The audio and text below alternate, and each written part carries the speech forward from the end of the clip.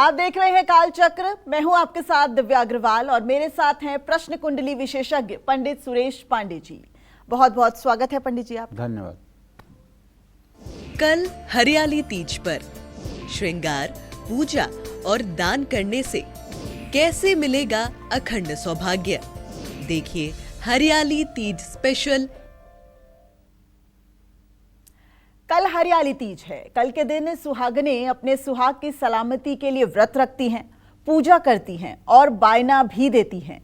इसलिए आज ही काल चक्र में पंडित सुरेश पांडे जी सभी महिलाओं और कुंवारी लड़कियों को उनकी राशि अनुसार वो उपाय बताएंगे जिससे सुहाग सलामत भी रहेगा और कुंवारी कन्याओं को उनका जीवन साथी भी मिलेगा। साथ ही हरियाली तीज की पूजा विधि, नियम और उपाय भी पंडित जी आपको आज ही बताएंगे। तो बने रहिए हरियाली तीज स्पेशल कालचक्र के साथ। इसके अलावा अगर आपका भी कोई सवाल है तो आप हमें फोन कर सकते हैं। हमारा नंबर है 0120-665-2415। कल हरियाली तीज है, ऐसे में सबसे पहले पंडित जी से हरियाली तीज का महत्व और उसकी पूजा विधि के बारे में जान लेते हैं। पंडित जी देखिए, भविष्य पुराण के उत्तर पर्व में और मत्स्य पुराण के अध्याय 60 में और पद्म पुराण के सृष्टि खंड और अग्नि पुराण के अध्याय 178 के अनुसार त्रैलोक्य सुंदरी मां ललिता का विवाह भगवान शिव के साथ शुक्ल पक्ष की तृतीया को हुआ था। इसलिए हर महीने की तृतीया तिथि सौभाग्य प्राप्त करने के लिए मानी जाती है। कल हरियाली तीज है। सावन माह में शुक्ल पक्ष की तृतीया तिथि को हरियाली तीज के नाम से जाना जाता है। हरियाली तीज का व्रत रखने और पूजन करने से अखंड सौभाग्य की प्राप्ति होती है। नारद महापुराण और स्कंद पुराण के अनुसार सावन की शुक्ल पक्ष की तृतीया तिथि को आने वाला व्रत स्वर्ण गौरी व्रत भी कहा गया है। इस दिन भवानी को 16 उपचारों से पूजा करने का विधान है। वो 16 उपचार क्या हैं? ध्यान, आवाहन, आसन, पाद्य, अर्घ, आचमनी, स्नान, वस्त्र, उपवस्त्र, गंधाक्षत, पुष्प, धूप, दीप, नैवेद्य, तांबूल, पुंगीफल और निराजन, आरती और मंत्र पुष्पांजलि। ये 16 उपचार हैं। अब मैं आपको बताता हूं कि हरियाली तीज का व्रत की पूजा विधि क्या है। तो कल हरियाली तीज पर महिलाएं निर्जला व्रत रखें। अब देखिए, एक बात बता रहा हूं क्योंकि कार्यक्रम तो पूरे भारत में देखा जा रहा है। पश्चिमी उत्तर प्रदेश, हरियाणा, राजस्थान, पंजाब में ये व्रत बड़े धूमधाम के साथ बनाया जाता है। लेकिन कानपुर से पूर्व बिहार में ये व्रत नहीं मनाया जाता है। वहाँ हरितालिका तीज मनाई जाती है जो भादों के शुक्ल पक्ष की तृतीया को होता है और बहुत धूमधाम से हरितालिका तीज मनाई जाती है और बहुत कठोर व्रत का उसमें पालन होता है। यहाँ तक कि महिलाएं एक बूंद जल नहीं ग्रहण करती हैं 24 घंटे और उसके बाद दूसरे दिन ही उस व्रत का पारण होता है। लेकिन पश्चिमी उत्तर प्रदेश, दिल्ली, हरियाणा, राजस्थान के कुछ हिस्सों में ये मधुश्रवा हरियाली तीज का व्रत बहुत बढ़ चढ़ करके मनाया जाता है। तो जो लोग उत्तर प्रदेश में इस कार्यक्रम को देख रहे होंगे वो लोग ये न सोचें अरे हम क्यों नहीं कर रहे हैं ये व्रत, या हम तक क्यों नहीं पता है। ठीक है, आप हरियाली तीज की जगह पे हरितालिका तीज करती हैं, इसलिए कोई घबराने की बात नहीं है। कल हरियाली तीज पर महिलाओं को निर्जला व्रत रखना चाहिए। हाथों में नई चूड़ियाँ, मेहंदी और पैरों में आलता जरूर लगाना चाहिए। नए कपड़े पहनकर मां पार्वती की पूजा अर्चना करनी चाहिए। सबसे पहले महिलाएं किसी स्थान पर एक आम की लकड़ी की चौकी या चंदन की लकड़ी की चौकी स्थापित करें। अगर ऐसा संभव नहीं है तो चंदन घिस करके चौकी पर लेप कर दें। उसके ऊपर सुंदर सा रेशमी कपड़ा बिछाएं और रेशमी वस्त्र मां पार्वती की प्रतिमा रखें। उन्हें रेशमी वस्त्र धारण कराएं, गहनों से सुसज्जित करें, तीज की कथा सुनें और अपने पति के लंबी उम्र की कामना करें। बरगद के पेड़ की भी पूजा इस दिन की जाती है। कल हरियाली तीज पर देवी को गाय के दूध से बना घी चढ़ाने से सभी रोग खत्म हो जाते हैं। शहद अर्पण करने से सुंदरता की प्राप्ति होती है। शक्कर का अर्पण करने से संपत्ति की प्राप्ति होती है। कच्चा दूध अर्पण करने से पितरों को शांति मिलती है। सुहाग की सामग्री अर्पण करने से परिवार में सुख मिलता है। अगर आप अपने घर में ये पूजा नहीं कर सकते तो कोई बात नहीं, इसमें कोई डरने की बात नहीं है। आप शिव मंदिर चले जाइए तो शिवालय में आपको शिव परिवार मिलेगा। शिव परिवार में कौन कौन मिलते हैं? भगवान भोलेनाथ मिलते हैं, उनके साथ में माँ पार्वती होती हैं, उनके साथ में स्वामी कार्तिकेय होते हैं, उनके साथ में भगवान गणेश होते हैं और उनके साथ में नंदी होते हैं। तो जो माँ पार्वती हैं उनके साथ में आप उन्हीं की पूजा उपासना कर लीजिए। उनको पहले जल से अभिषेक कर दीजिए, उसके बाद दूध से अभिषेक कर दीजिए, उसके बाद गन्ने के रस से अभिषेक कर दीजिए, उसके बाद शहद से अभिषेक कर दीजिए और उसके बाद घी से अभिषेक कर दीजिए, उसके बाद दही से अभिषेक कर दीजिए और खूब अच्छे से प्रतिमा को शुद्ध जल से साफ करके फिर रेशमी वस्त्र, आभूषण, गहने, चंदन तिलक, ये सब चीज़ें अर्पित कीजिए। धूप दीप दिखाइए और उसके बाद में भोग प्रसाद की सामग्री अर्पित करिए, फल चढ़ाइए। इससे मतलब कि सब प्रकार का आपका मंगल हो जाएगा। इसके अलावा देवी को दही अर्पण करने से धन की प्राप्ति होती है और घर में सदा सुख संपन्नता बनी रहती है। हरियाली तीज पर गाय के दूध का दान बहुत करने का महत्व है। तो देखिए, ऐसा है कि व्रत करने का बड़ा विधान है। पूजा तो आप 10 मिनट, 15 मिनट, आधे घंटे, 1 घंटे करेंगे, लेकिन व्रत आपका 24 घंटे का होगा। हर समय आपके मन में माँ पार्वती का चिंतन बना रहे।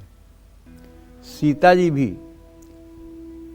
धनुष यज्ञ के समय जब पार्वती पूजन करने जाती हैं तो कहती हैं, जय जय जय गिरिराज किशोरी, जय महेश मुखचंद चकोरी, जय गज बदन खडानन माता, आशीष तव अमोघ विख्याता। मतलब कहने का ये है कि अगर जगत जननी जगदम्बा आदिशक्ति माँ सीता पार्वती की पूजा कर सकती हैं तो सामान्य महिलाओं को माँ पार्वती की पूजा करने से पीछे क्यों रहना चाहिए? क्योंकि ये हर प्रकार की मनोकामना को पूर्ण करने वाली और सद्य अपने भक्तों के ऊपर प्रसन्न होने वाली है। एक बार हिमालय मतलब माता पार्वती के पिता, हिमालय ने माता पार्वती से पूछा कि देवी तुम रहती कहाँ हो? देवी भागवत में बड़ी अच्छी कथा है।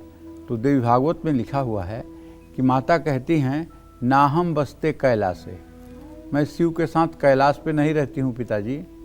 ना वैकुंठे, ना विष्णु के साथ मैं क्षीर सागर में रहती हूँ। ना तीर्थे, ना मैं किसी तीर्थ में रहती हूँ। न वा करहिचित, और न किसी अन्यत्र स्थान में रहती हूँ। तो कहें रहती कहाँ हो? बसाम मम ज्ञानी हृदयाम भोज मध्य, मैं अपने ज्ञानी भक्तों के हृदय में निवास करती हूँ। ना हम बसते कैलाशे, ना तीर्थे, ना वैकुंठे, न वा करहिचित, बसामी मदज्ञानी हृदयाम भोज मध्य, मैं अपने ज्ञानी भक्तों के हृदय में निवास करती हूँ। इसका मतलब आप समझ रहे हैं? इसका मतलब अणोरणियान, वेदांत का एक सूत्र है कि अणु में भी जो व्याप्त हो, अणु और परमाणु से छोटा कुछ नहीं होता है ना, जो अणु और परमाणु में भी व्याप्त हो वो माता पार्वती है। मतलब जगत के कण कण में जो विराजमान हैं वो माता पार्वती हैं, जो सर्वत्र हैं, हर जगह हैं, जो सब में हैं और जिनमें सब है वो माता पार्वती हैं। ये आदिशक्ति हैं, जगत जननी जगदम्बा हैं। इन्हीं से सारी देवियों का प्राकट्य होता है। तो इसलिए इनकी उपासना करने से कुछ भी असंभव जीवन में हो ही नहीं सकता है। जीवन में कुछ असंभव हो जाए ऐसा है ही नहीं है। जौ तप करई तु कुमारी तुम्हारी, भाव्यहूँ मेटि सकहीं त्रिपुरारी। नारद जी कहते हैं हिमालय से कि अगर आपकी बेटी पार्वती तपस्या करे तो शिव जी जो है उसकी मनोकामना पूरी कर सकते हैं। और माता यही सुन करके तजहु नारद कर उपदेशु, जो 7 बार खुद कहीं महेशु। मतलब माता पार्वती कहती हैं कि नारद का उपदेश मैं त्याग ही नहीं सकती हूँ, चाहे 100 बार स्वयं आकर शंकर जी क्यों न कहें। जन्म कोटि लग रगर हमारी, बरहूँ शंभु न तरहूँ कुमारी। 1 करोड़ जन्म लूँगी, तपस्या करूँगी शिव के लिए, या तो शिव से विवाह करूँगी या तो कुंवारी मर जाऊँगी। तो ये प्रतिज्ञा होनी चाहिए हमें अपने पूजा पाठ के प्रति, ये ठसक होनी चाहिए हमें अपने पूजा पाठ के प्रति, और ये विश्वास होना चाहिए अपने पूजा पाठ के प्रति। तो आज हम आपको ये बताना चाहते हैं कि कल ऐसा पावन दिन है हरियाली तीज का, जब आप कल का व्रत करके और पूजा उपासना करके अपनी मनोकामना को प्राप्त कर सकती हैं। जय मां विंध्यवासिनी।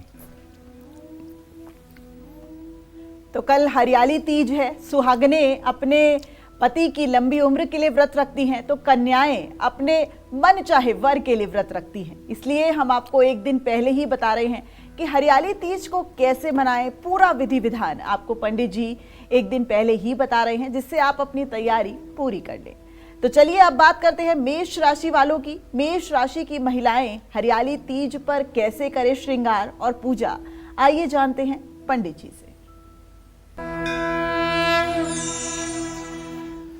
देखिए, कल हरियाली तीज पर मेष राशि वाली महिलाएं स्वयं लाल चूड़ियां पहनें, मेहंदी लगाएं और पूरा अपना श्रृंगार करें, और भगवान श्री कृष्ण की मूर्ति के सामने घी का दिया जलाएं।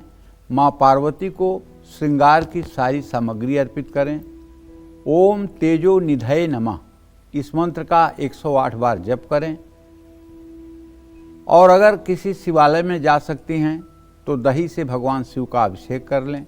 दही से भगवान शिव का अभिषेक करने से क्रोध शांत होगा और वैवाहिक जीवन में सुख संपदा बढ़ेगी।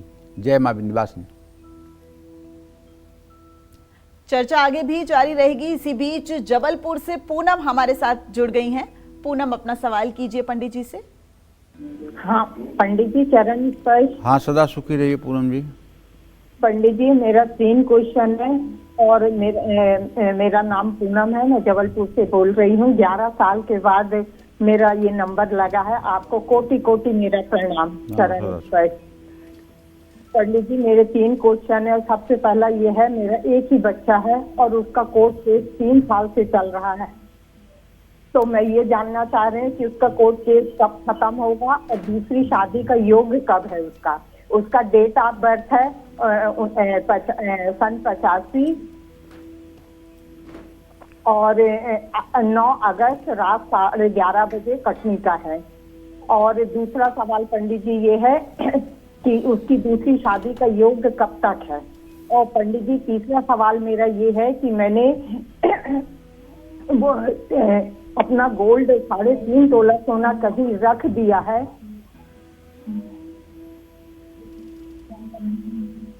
चलिए, वो घर में है या घर से बाहर है, आपके पूछने का आशय यही है जी। तो मिलेगा कि नहीं मिलेगा गोल्ड मेरा? ठीक है। चलिए पूनम जी, पहले प्रश्न का उत्तर आपके ये है कि शनि और चंद्रमा की पंचम नवम दृष्टि है, और ऐसे में मैं कह सकता हूँ कि अभी आपके बेटे का कोर्ट केस ख़त्म होने में समय लगेगा, और ये समय हो सकता है 1.5 से 2 साल का भी हो सकता है, 2 साल से ज़्यादा भी हो सकता है। उसके बाद में विवाह के योग की बात होगी तो चंद्रमा से पंचम स्थान का स्वामी मंगल और उससे सप्तम मंगल शुक्र की स्थिति चतुर्थ दशम है, विवाह होगा, लेकिन उसमें अभी विलंब की स्थिति बनी हुई है। आपके सुपुत्र अब 40 साल के हो गए हैं, विलंब वैसे भी हो गया है। तो आपको चाहिए कि आप एक बार अपने घर में अगर हो सके तो नवरात्र में नवचंडी का पाठ करवा लीजिए।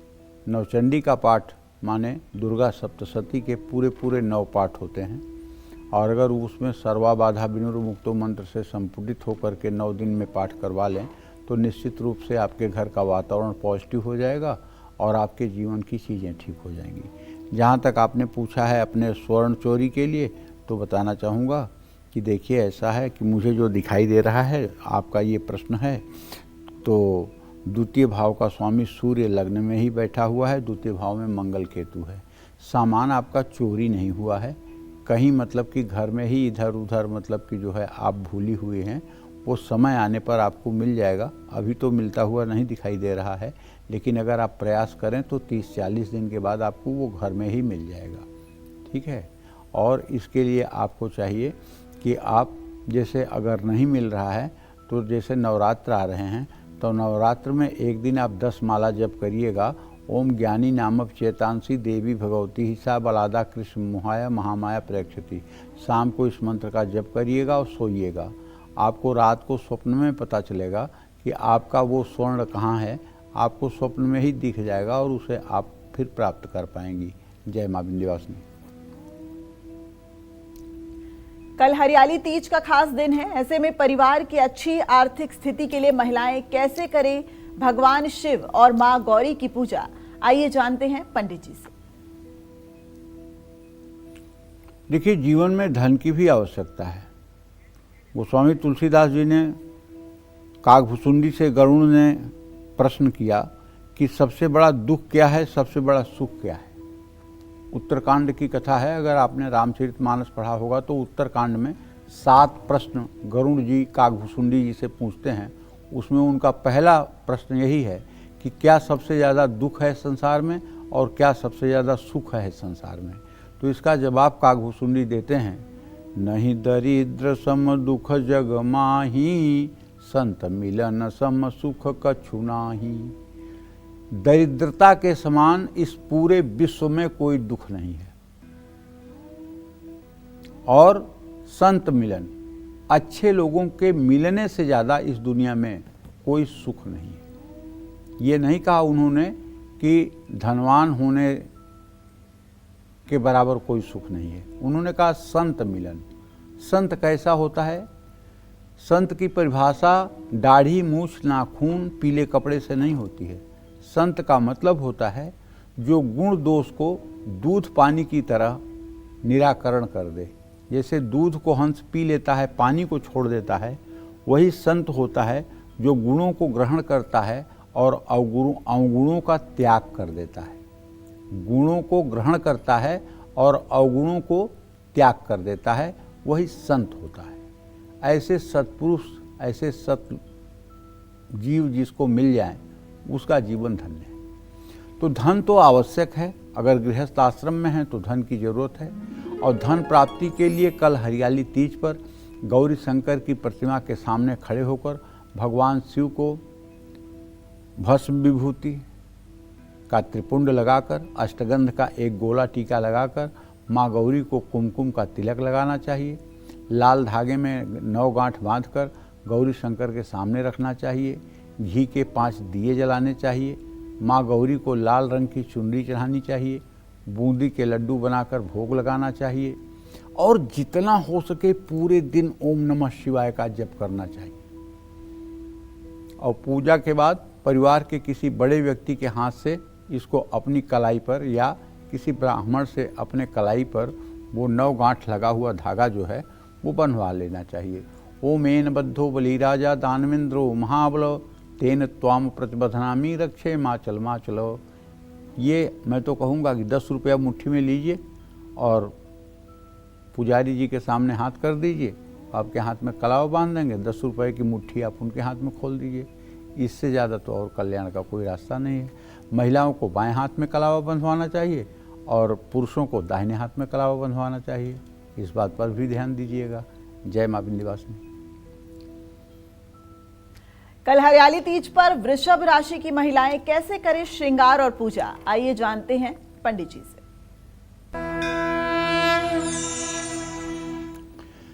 कल हरियाली तीज पर वृषभ राशि की जो महिलाएं हैं उन्हें कम से कम पैरों में चांदी का पायल और हो सके तो रेशमी साड़ी या रेशमी सूट पहनना चाहिए। अपना श्रृंगार करना चाहिए और पूरी तन्मयता के साथ भगवान कृष्ण की पूजा उपासना करनी चाहिए। पूजा उपासना का मतलब है भगवान कृष्ण का दक्षिणावर्ती शंख में जल दूध, गन्ने का रस, शहद, दही, घी डालकर दक्षिणावर्ती शंख से पुरुष सूक्त के मंत्र को चला लीजिएगा। YouTube में चल जाएगा पुरुष सूक्त का मंत्र। ओम सहस्रशीर्षा पुरुषः सहस्राक्षः सहस्रपात् स भूमि ग्वं सर्वतः स्पृत्वा ततिष्ठ दशांगुलम् पुरुषः या वेद सर्व यद्भूतं यच्च भाव्यम् उतामृत शेषानो जदनेन्नातिरोहति एतावानस्य महिमातो जायास्य अधिपुरुषः सहजातो अत्यरिच्य तपश्चात् भूमिमथो पुरः। इस तरह से अगर आप अपने YouTube में पुरुष सूक्तम चालू कर लेंगे तो वो 16 मंत्र बोल देगा और आप भगवान कृष्ण की विधिवत 16 उपचारों से पूजन करें। और हाँ, ध्यान रखें, जो भी भोग प्रसाद भगवान को अर्पित करें उसमें तुलसी का पत्ता जरूर अर्पित करें। और इसी तरह से माँ पार्वती की पूजा विधिवत करें, लेकिन सिंदूर महिलाओं को चाहिए कि माँ को जरूर अर्पित करें और सिंदूर पीला वाला अर्पित करें, लाल वाला नहीं। और जितना हो सके ओम मंगलाय नमः इस मंत्र का जप करें। चीनी पानी में मिलाकर भगवान भोलेनाथ का अभिषेक करें। शिव पुराण के अनुसार मीठे जल से अभिषेक करने से वैवाहिक जीवन में सुख शांति आती है। जय मां विंध्यवासिनी। पति की अच्छी नौकरी और उनके बिजनेस को तेज रफ्तार मिले, इसके लिए महिलाएं कल हरियाली तीज के खास दिन कैसे करें शिव गौरी की उपासना, आइए जानते हैं पंडित जी से। पंडित जी, देखिए, कारोबार में हानि हो रही है तो कल हरियाली तीज पर गौरी शंकर की प्रतिमा के सामने घी के 11 दिए जलाएं। माँ गौरी को बैगनी रंग के कपड़े अर्पित करें। खोए की मिठाई का भोग लगाएं। ओम महागौरी नमः इस मंत्र का जितना हो सके जप करें। ये 8वीं देवी हैं महागौरी। प्रथमं शैलपुत्री च द्वितीयं ब्रह्मचारिणी तृतीयं चंद्रघंटेति कुष्मांडेति चतुर्थकं पंचमं स्कंधमातेति षष्ठं कात्यायनी च सप्तमं कालरात्रि तु महागौरी तु चाष्टमं। 8वीं देवी हैं ये। और अष्टमी के दिन की पूजा का तो बहुत बड़ा विशेष महत्व बन जाता है। और जो महिलाएं कल निर्जल व्रत करके रहेंगी उन्हें चाहिए कि अगर हो सके तो उनके आसपास में अगर ज़रूरतमंद लोग हैं जिन्हें भोजन की कभी कभी दुर्व्यवस्था होती है, ऐसे 11 लोगों को भोजन कराएं।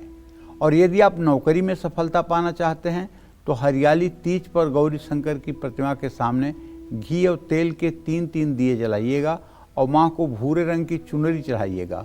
5 तरह के पकवान बनाकर चढ़ाइएगा और ओम शाम सदा शिवाय नमः इस मंत्र का यथासंभव जप करिएगा। नेत्रहीन बच्चों के विद्यालय में गुप्त दान करिएगा। गाय को गुड़ अवश्य खिलाइएगा। जय मां विंध्यवासिनी। तो कल हरियाली तीज है और कल हरियाली तीज के दिन कैसे करें विधि विधान, इसलिए हम ये खास कार्यक्रम लेकर आए हैं और पंडित जी आपको बता रहे हैं कि कल हरियाली तीज कैसे मनाएं जिससे कि आप अपनी पूरी तैयारी कर लें। अब मिथुन राशि की महिलाएं कैसे करें श्रृंगार और पूजा, आइए जानेंगे पंडित जी से। देखिए, एक बात तो सब लोग ध्यान से सुन लीजिए, हर राशि की महिलाओं को कल श्रृंगार करना आवश्यक है, चाहे आप कुमारी कन्या हैं और चाहे आप सुहागन महिला हैं। दोनों स्थितियों में आपको श्रृंगार करना है, क्योंकि महिलाओं को श्रृंगार में देख करके माँ पार्वती की खुशी का ठिकाना नहीं रहता। ये बात आप अच्छी तरह से जान लीजिए। जिस तरह से अपने बेटी को खुश और प्रसन्न देख करके माँ गदगद हो जाती है, उसी तरह से जगत जननी जगदम्बा माँ पार्वती महिलाओं को सजी धजी देख करके एकदम खुशी से प्रफुल्लित हो जाती हैं। इसलिए कल के दिन सारे दुख दर्द को भूल करके प्रसन्नतापूर्वक अपना श्रृंगार करना चाहिए। और हो सके तो हरे रंग की, अगर मिथुन राशि है तो हरे रंग की साड़ी पहननी चाहिए। माँ दुर्गा को कल सारी वस्तुओं से पूजा करनी चाहिए। पूजा के उपरांत उन्हें एक पान का बीड़ा अर्पित करना चाहिए। हो सके तो पुंगी फल, एक सुपारी भी अर्पित करना चाहिए। भगवान गणेश जी को लड्डू के साथ दूर्वा भी चढ़ाना चाहिए। दिव्य भागवत के अनुसार गणेश जी के दूर्वा अर्पित करने से सभी विघ्नों का शमन होता है। माँ पार्वती को हो सके तो चांदी का मुकुट अर्पित करें, पेड़े का भोग लगाएं, ओम बागीशाय नमः इस मंत्र का जप करें, पानी में चंदन मिला करके भगवान शिव का अगर रुद्र सूक्त बोलते हुए अभिषेक करें तो जीवन की हर मनोकामना पूरी हो सकती है। जय मां विंध्यवासिनी। तो चलिए अब बात करते हैं कि हरियाली तीज पर कर्क राशि की महिलाएं कैसे करें श्रृंगार और पूजा। आइए जानते हैं पंडित जी से। कल हरियाली तीज पर कर्क राशि वाली महिलाएं रेशमी कपड़े और लाल चुन्नी जरूर पहनें, मेहंदी लगाएं और श्रृंगार करें। गौरी शंकर की प्रतिमा पर 2, 4, 10 दाने हरी मूंग भी चढ़ाएं और माँ पार्वती को शीशे की लाल चूड़ियाँ अर्पित करें। ओम महाभुजाय नमः इस मंत्र का भी यथासंभव 108 बार जप कर लेना चाहिए। पानी में काले तिल मिलाकर भगवान शिव का अभिषेक करना चाहिए। लिंग पुराण में काले तिल से शिवलिंग का अभिषेक करने को पापनाशक माना गया है। तो इस तरह से अगर आप भगवान शिव माँ पार्वती की कल उपासना करेंगे तो निश्चित रूप से आपकी मनोकामना पूरी होगी और आप अखंड सौभाग्य प्राप्त कर पाएंगी। जय मां विंध्यवासिनी। कल हरियाली तीज का पावन दिन है, ऐसे में कौन से खास उपाय करके महिलाएं अखंड सौभाग्य का वरदान पा सकती हैं, यही आज काल चक्र में पंडित जी आपको बता रहे हैं। तो चलिए आज के इस खास चर्चा को अब आगे बढ़ाते हैं। महिलाएं सुखद दाम्पत्य जीवन के लिए और कुंवारी कन्याएं जल्दी विवाह के लिए कल हरियाली तीज पर कौन से खास उपाय करिए, आइए जानते हैं पंडित जी से। पंडित जी देखिए, कहते हैं कि मनचाहा जीवन साथी या मनचाही जीवन संगिनी पाने के लिए एक दिन का व्रत काफ़ी नहीं होता है, इसके लिए तपस्या तो करनी पड़ती है। कर्दम ऋषि ने 10,000 वर्ष तक भगवान श्री हरि विष्णु की साधना एक पैर के अंगूठे पर खड़े होकर के किया था। श्रीमद् भागवत महापुराण में कथा आती है, जब भगवान श्री हरि विष्णु प्रकट हुए और उन्होंने कहा कि वरदान मांगिए, तो आपको सुन करके हो सकता है हंसी आए, लेकिन गंभीरता से सोचेंगे तो आप भी रियलाइज करेंगे कि हाँ, उन्होंने वरदान मांगा कि हे प्रभु, यदि आप मुझ पर प्रसन्न हैं तो मेरे योग्य कोई धर्म भार्या की व्यवस्था कर दीजिए। माने क्या मांगा? पत्नी। कितने हजार वर्ष तक तपस्या किया? 10,000 वर्ष। भगवान विष्णु ने कहा ये मस्त, ऐसा होगा। तीसरे दिन, आज के तीसरे दिन दक्ष प्रजापति अपनी पुत्री देवहूति को लेकर के आपके आश्रम में आएंगे और अपनी पुत्री देवहूति का पाणी ग्रहण आपके साथ करेंगे। और दूसरा वरदान मैं बिना मांगे आपको देता हूं। वो वरदान ये है, मैं परम ब्रह्म परमेश्वर स्वयं आपके पुत्र के रूप में आकर के अवतार लूंगा। जो देवहूति और कर्दम ऋषि से कपिल भगवान पैदा हुए। ये श्रीमद् भागवत महापुराण के तीसरे स्कंध की कथा है। तो आज सोच के देखो, क्या पत्नी पाने के लिए आपने कभी 5 माला जप किया है? क्या पत्नी पाने के लिए कभी आपने 2 दिन व्रत किया है? क्या पत्नी पाने के लिए आपने भगवान से कभी प्रार्थना की है? नहीं ना।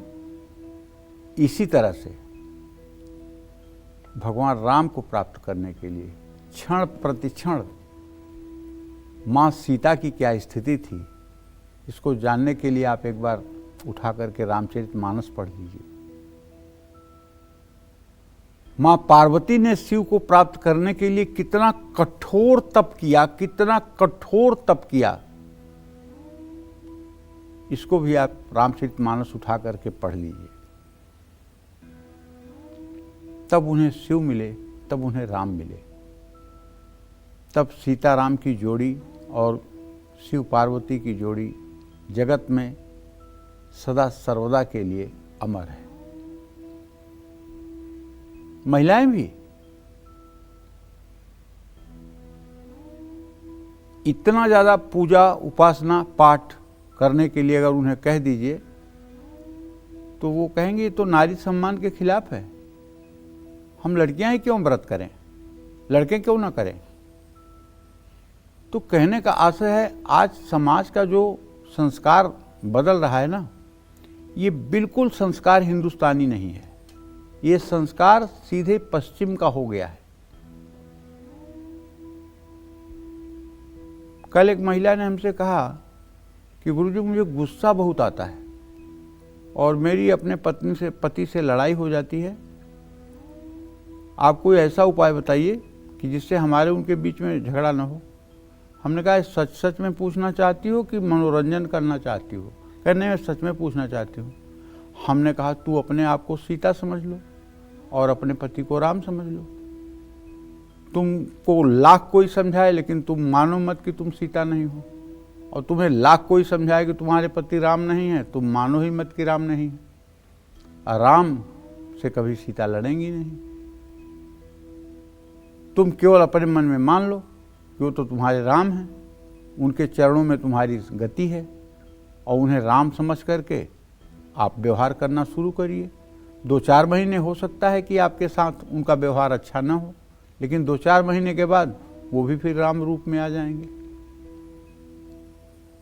इसी तरह से अगर कोई पुरुष चाहता है कि हमारे परिवार में कलह की स्थिति न हो, तो उसे भी अपने पत्नी को देवी का स्वरूप मान लेना चाहिए और उसकी छोटी मोटी गलतियों को अवॉइड करते हुए जब वो प्रसन्न मुद्रा में हो तब उसके गलतियों का आभास कराना चाहिए, और तब उसे मतलब कि जो है कैसे जीना चाहिए, कैसे मतलब कि बर्ताव व्यवहार करना चाहिए, इस विषय में चर्चा करें।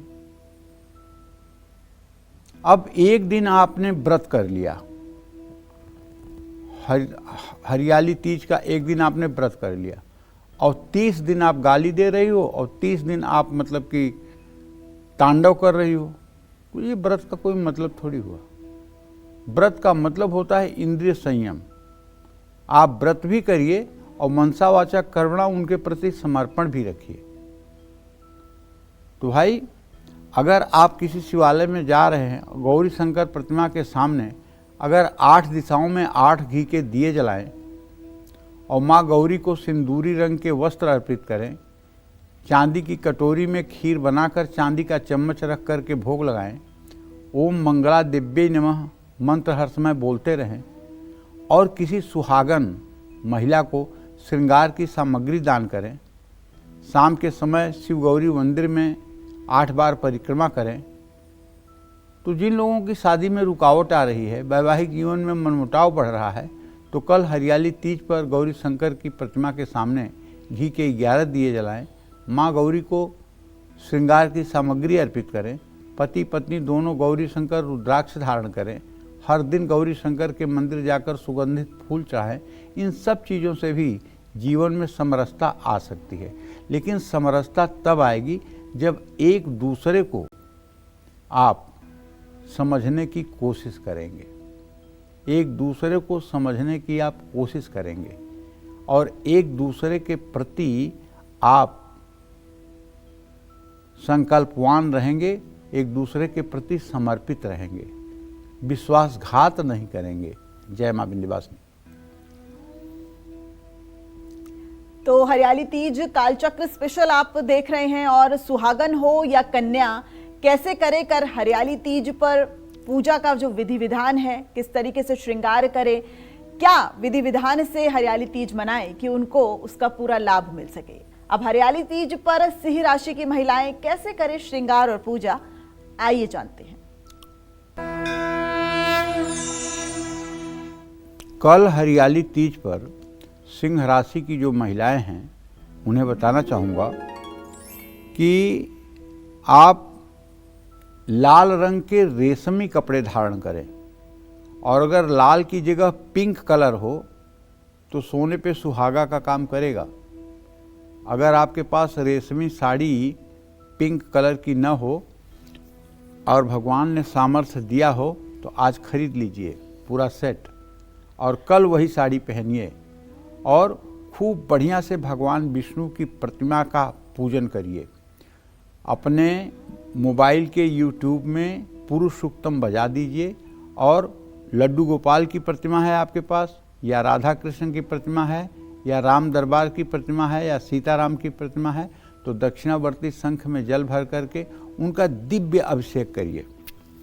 जल से, दूध से, गन्ने के रस से, शहद से, दही से, घी से अभिषेक करिए। फिर शुद्ध जल से पूरी प्रतिमा को साफ करके और खूब अच्छे से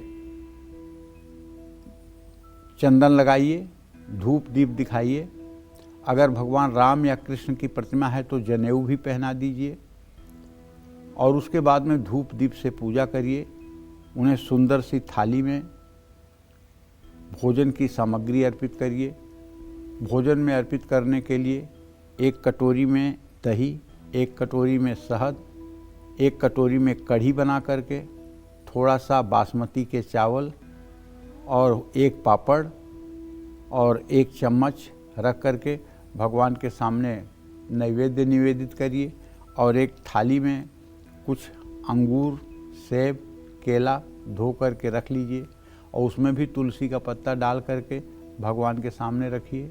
एक चांदी की गिलास में पानी रख करके भगवान को पानी का गिलास अर्पित करिए और उसके बाद पान का बीड़ा बना करके उसमें एक लौंग की कली चुभो करके भगवान को पान का बीड़ा भी अर्पित करिए।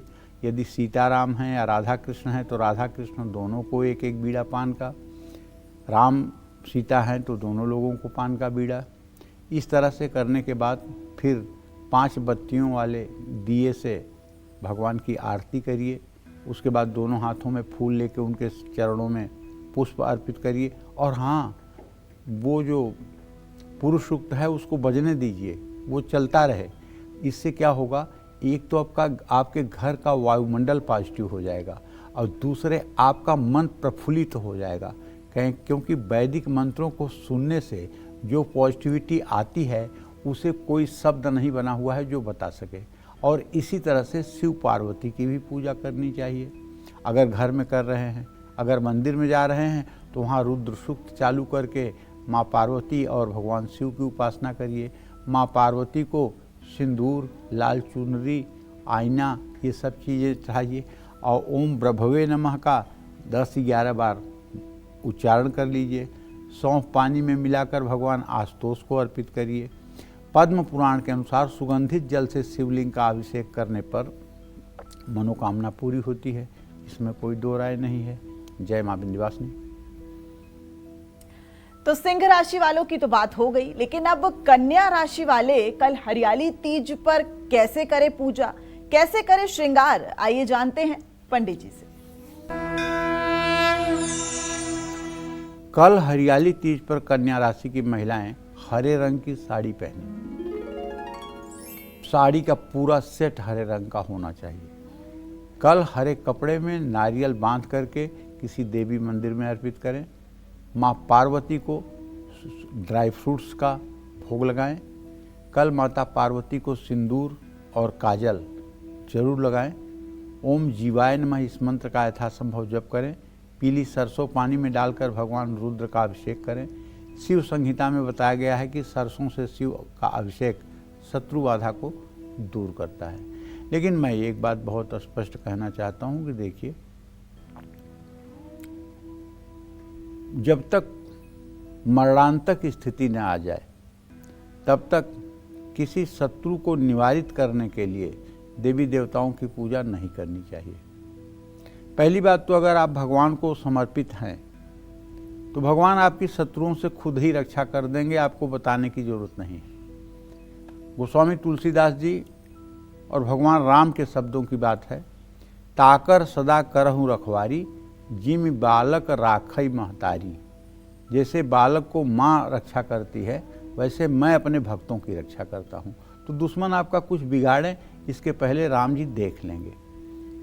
लेकिन अगर कोई मरणांतक स्थिति आपकी आ गई है और आपको पता है कि अब जीवन खतरे में है, तब ऐसी स्थिति में आप भगवान शिव के ऊपर सरसों के तेल का अभिषेक या सरसों का प्रयोग कर सकते हैं। लेकिन किसी को नुकसान पहुंचाने के लिए, किसी को उजाड़ने के लिए यदि ऐसा कर्म आप करेंगे तो इसका दुष्परिणाम आपको ही भुगतना पड़ेगा, क्योंकि भगवान सब जानते हैं कि कौन न्याय पर है, कौन अन्याय पर है। रावण और मेघनाद ने बहुत बार यज्ञ करने की कोशिश की राम को जीतने के लिए, लेकिन हर बार उनका यज्ञ विध्वंस हो गया और उनका सर्वनाश हो गया।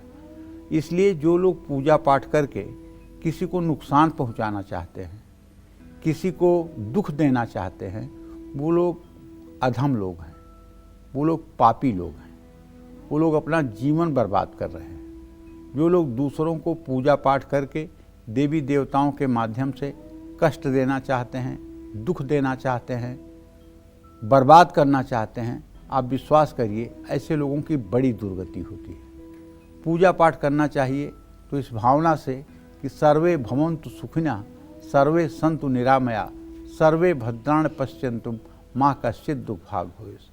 संपूर्ण चराचर जगत के कल्याण की कामना से पूजा करनी चाहिए। बल्कि पूजा मत करिए, लेकिन दुश्मन से बदला लेने के लिए, दुश्मन को तहस नहस करने के लिए पूजा मत करिए। भगवान शिव ने स्वयं कहा है, उमा क्षमा श्रापहु ते भारी, अपने कर्म जाई अपकारी। अगर आपका कोई अहित किया है तो आप क्षमा करके देख लीजिए, आपका क्षमा उसके लिए दंड से बड़ा दंड हो जाएगा। ये भगवान शिव के शब्द हैं, उमा क्षमा श्रापहु से भारी, अपने कर्म जाहि अपकारी।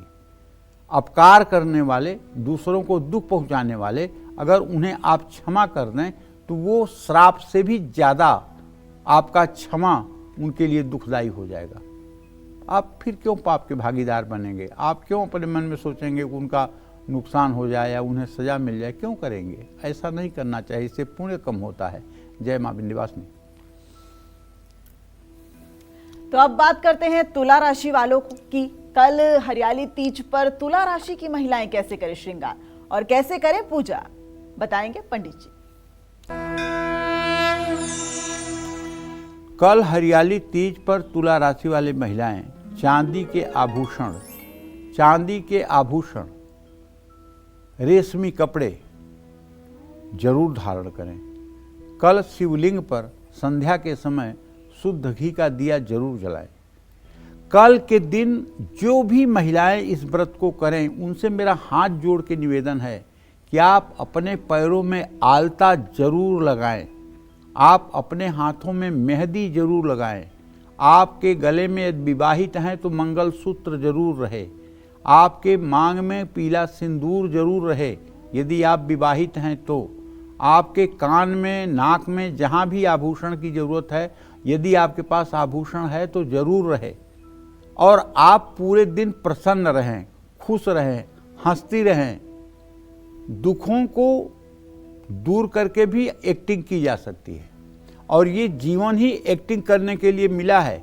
यहाँ न कोई किसी की पत्नी है, न कोई किसी का पति है, न कोई किसी का पुत्र है, न कोई किसी का पिता है। ये सब रिश्ते जो दिखाई दे रहे हैं ना, ये स्वप्न के रिश्ते हैं। यहाँ आप एक्टिंग करने के लिए आए हैं। कोई पति की एक्टिंग कर रहा है, कोई पत्नी की, कोई बहन की, कोई भाई की। एक दिन आंख बंद होगी, सारा ड्रामा समाप्त हो जाएगा। तो इसलिए अगर एक्टिंग करना है तो जरा कल खुश रहने वाली एक्टिंग करिए, मुस्कुराते रहिए, हंसते रहिए, प्रसन्न रहिए। कोई ये ना पता पाए कि अरे इसके घर में तो तनाव है, इसकी सास इसको तकलीफ देती है, इसकी नंदें इसे परेशान करती हैं, इसका पति इसे नहीं मानता है। नहीं, आपके चेहरे से किसी को पता नहीं चलना चाहिए कि आपने कितने जहर को पिया है या कितना जहर पी करके आप घूम रही हैं। किसी को पता अगर चल गया तो आप हार गई, आपका स्वांग बिगड़ गया।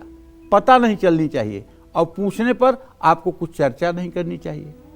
उससे कोई बांट नहीं लेगा, बल्कि आपको बेचारी की श्रेणी में डाल देगा। अरे बेचारी, अरे बेचारी, तो लोगों की निगाह में आप गिर जाओगी। और आपकी तुला राशि है तो ओम भूम पुत्राय नमः का पाठ कर लीजिए। बेलपत्र पानी में मिलाकर गौरी शंकर का अभिषेक करिए। रुद्र सूक्त जरूर चालू करिए अपने मोबाइल में। और शिव महापुराण में कहा गया है कि बेलपत्र को सर्वोत्तम फल देने वाला कहा गया है।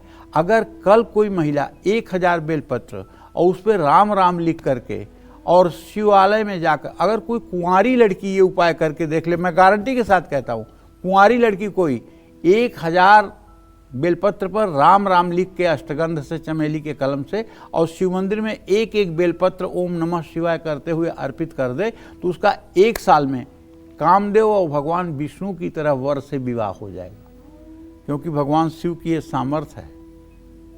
भगवान शिव मनचाही चीज़ों को दे सकते हैं और ये बहुत बड़ा महात्मा है। 1000 बेलपत्र शिव पर अर्पित करना, शिवलिंग पर अर्पित करना, ये अपने आप में बहुत बड़ी चीज़ है। करके देखिएगा और परिणाम देखिएगा। जय मां विंध्यवासिनी। तो पंडित जी द्वारा बताए गए इतने सुंदर उपायों और सुझावों के लिए देखते रहिए कालचक्र हरियाली तीज स्पेशल। और अब हरियाली तीज पर वृश्चिक राशि की महिलाएं कैसे करें श्रृंगार और पूजा, आइए जानते हैं पंडित जी से। कल हरियाली तीज पर वृश्चिक राशि की जो महिलाएं हैं उन्हें चाहिए, अब मैं क्या बताऊं कैसे श्रृंगार करोगी। श्रृंगार आपसे ज्यादा कौन करना जानता है। पूरे तन्मय होकर श्रृंगार करो, बस छोटे शब्दों में कह रहा हूं। लाल चूड़ियां पहन लो, मेहंदी लगा लो, आलता लगा लो, पूरा श्रृंगार कर लो। और जैसे जैसे माता का श्रृंगार कर सकती हो मां पार्वती को, वैसे श्रृंगार करो। और ये मत समझो कि ये पत्थर की मूर्ति है, ये समझो ये मेरी मां पार्वती है। ये भाव नहीं आना चाहिए कि पत्थर की मूर्ति की मैं पूजा कर रही हूं। भाव ये हो कि सच्ची में मां पार्वती मेरे सामने है। और ओम मही प्रियाय नमः इस मंत्र का भी उच्चारण करते रहिए। और अगर शिवालय जा रही हो तो दूध से, गाय के दूध से शिव परिवार का अभिषेक कर दीजिए। गरुड़ पुराण में दूध से शिवलिंग का अभिषेक करने का बहुत महत्व बताया गया है। इससे बहुत कल्याण होता है। कैसा भी बंध्यादोष हो किसी महिला में या किसी पुरुष में निसंतान योग हो, अगर ऐसा पुरुष नित्य अपने घर में एक पारे का या नर्मदेश्वर शिवलिंग रख करके और रुद्र सूक्त चालू करके नित्य गाय के दूध से भगवान शिव का 16 महीने तक अनवरत अगर अभिषेक करना शुरू कर दे तो आप कहीं मुझसे ताम्रपत्र पर लिखवा लीजिए कि उसे निश्चित रूप से चिरंजीवी दीर्घायु संतान की प्राप्ति होगी। दुनिया की कोई ताकत नहीं रोक सकती। मंत्र महामणि विषय ब्याल के मेटत कठिन कुअंक भाल के। भगवान शिव का वो सामर्थ्य है कि वो अपने भक्तों को कुछ भी दे सकते हैं, लिखे को बदल सकते हैं, संविधान में बिना किसी बहुमत के वो संशोधन कर सकते हैं। इसलिए यदि संतान भाव आपका कमजोर है तो आप अपने घर में पारद या नर्मदेश्वर शिवलिंग रख करके नित्य गाय के दूध से, गाय चांदी की श्रृंगी से रुद्र सूक्त चालू करके अभिषेक करना शुरू करिए और विधि पूर्वक शिवलिंग की पूजा करिए। देखिए परिणाम आपको दिखाई देगा। जय मां विंध्यवासिनी। धनु, मकर, कुंभ और मीन राशि की महिलाएं अखंड सौभाग्य पाने के लिए कल क्या करें खास, कुंवारी कन्याएं मन चाहत। और आज हम बात कर रहे हैं हरियाली तीज स्पेशल कालचक्र की। कल हरियाली तीज पर धनु राशि की महिलाएं कैसे करें श्रृंगार और पूजा, आइए जानते हैं पंडित जी से। देखिए धनु राशि की महिलाओं को भी कहना चाहूँगा, खूब बढ़िया पीली रेशमी साड़ी पहन करके और एकदम प्रसन्न मुद्रा में भगवान की पूजा उपासना करिए, अपना श्रृंगार कर लीजिए, माँ पार्वती का श्रृंगार करिए। सोने की कम से कम अगर कुछ आभूषण हो सकता है तो उससे माता का श्रृंगार करिए। नहीं सोना है तो मानसिक रूप से मन में सोचो कि मैं माँ को नथिया पहना रही हूँ सोने की, माँ के दोनों हाथों में सोने के कंगन पहना रही हूँ, माँ के कमर में सोने की करधनी बांध रही हूँ, माँ के दोनों पैरों में पायल बांध रही हूँ, माँ के दोनों कानों में कुंडल डाल रही हूँ। मन में सोचो ना, मन की दरिद्र क्यों बन रही हो। मन में ही सोचने से वो आपका आभूषण चढ़ा हुआ मान लिया जाएगा। और ओम सोम सोमाय नमः मंत्र जपते रहो, और हो सके तो पिघले हुए घी से जब ठंडा हो जाए तो भगवान शिव का अभिषेक कर दीजिए रुद्र सूक्त बजा के। और अग्नि पुराण में घी से शिव का अभिषेक करने से दीर्घायु और आरोग्यदाता कहा गया है। तो किसी जरूरतमंद व्यक्ति को हरा कपड़ा भी दान कर दीजिए, इससे भी आपकी मनोकामना पूरी हो जाएगी। जय मां विंध्यवासिनी। चलिए अब जल्दी से बात कर लेते हैं मकर राशि वालों की। कल हरियाली तीज पर मकर राशि की महिलाएं और बहनें कैसे करें श्रृंगार और पूजा, आइए जानते हैं पंडित जी से। कल हरियाली तीज पर अगर मकर राशि की महिलाएं या कुंवारी कन्याएं व्रत करना चाहती हैं तो नीले या बैगनी रंग की साड़ी पहनिए आप, और खूब बढ़िया से अपना श्रृंगार कर लीजिएगा। अब ये नहीं कि किसी राशि में मैं नहीं बोल रहा हूँ तो उस राशि वाले को श्रृंगार ही नहीं करना है। अरे मुंह है, हो सकता है ना बोल पा रहा हूँ, तो सबको श्रृंगार करना है, सारी राशि वालों को। और नीले फूल की माला अगर मिल जाए तो माँ पार्वती को चढ़ाइए, और ओम गंगाधराय नमः इस मंत्र का जप करते रहिए। पानी में थोड़ा सा चावल और काला तिल मिला करके भगवान भोलेनाथ को अर्पित कीजिए। कल आप विष्णु मंदिर में जा कर के और भगवान श्री हरि विष्णु की विधिवत पूजा उपासना करिए। हरी सब्जी मंदिर में दान करिए, ये आपके लिए स्वास्थ्यवर्धक और शुभ माना गया है। जय मां विंध्यवासिनी। कल हरियाली तीज पर कुंभ राशि की महिलाएं कैसे करें श्रृंगार और पूजा, आइए जानते हैं पंडित जी से। कल हरियाली तीज पर कुंभ राशि की महिलाओं को चाहिए कि सज धज कर माँ गौरी की ऐसी पूजा करें कि एकदम हृदय बाग बाग हो जाए, और भगवान शिव को धतूरा, मंदार के फूल और कमल के फूल, भस्म विभूति, रुद्राक्षी माला अर्पित करें। और जितना हो सके पूरे दिन ओम नमः शिवाय का जप करें, और भोलेनाथ का जल में गुड़ मिला करके अभिषेक करें। कल भगवान गणेश की प्रतिमा पर मिश्री चढ़ाएं, मिश्री चढ़ाने से संतान सुख की प्राप्ति होती है। जय मां विंध्यवासिनी। और अब बारी मीन राशि वालों की। तो कल हरियाली तीज पर मीन राशि की महिलाएं कैसे करें श्रृंगार और पूजा, आइए जानते हैं पंडित जी से।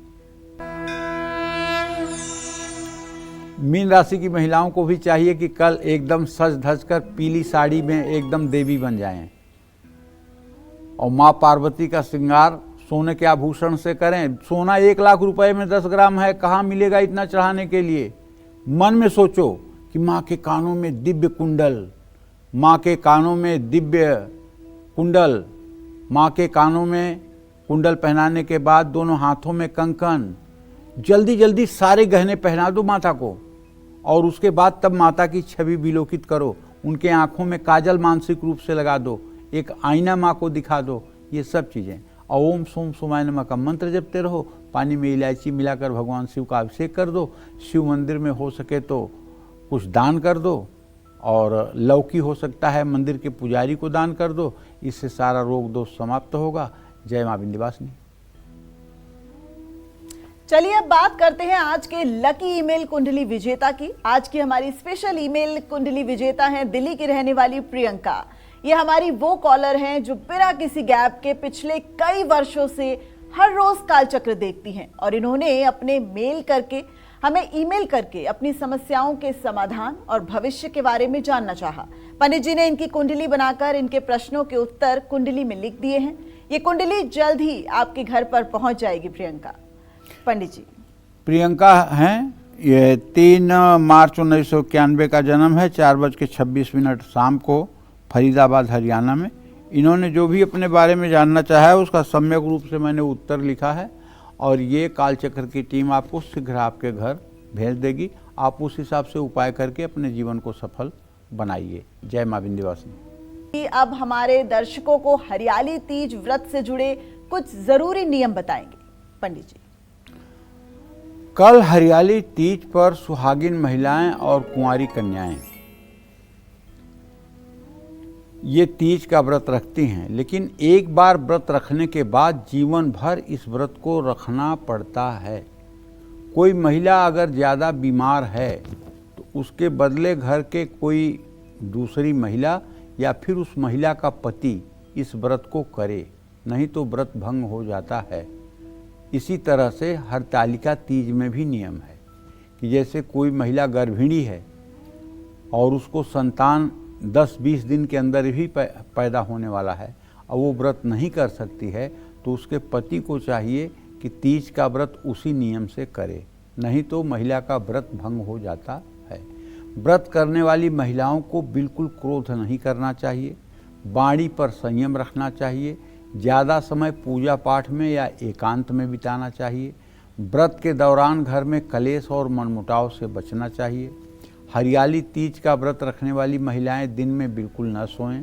वैसे तो इस व्रत में रात में भी सोना वर्जित है, लेकिन परिस्थिति के अनुसार निर्णय लें।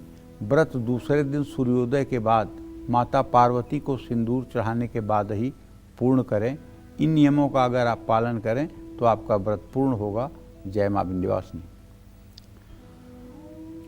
आज हमारे दर्शकों को इतनी महत्वपूर्ण जानकारी देने के लिए पंडित जी आपका बहुत बहुत धन्यवाद। उम्मीद करते हैं आपको आज का हमारा विषय बहुत पसंद आया होगा। कल फिर एक नए विषय और अपनी परेशानियों को दूर करने के लिए ढेर उपाय लेकर आएंगे हम पंडित सुरेश पांडे जी के साथ। तब तक कालचक्र की पूरी टीम को दीजिए इजाजत। नमस्कार।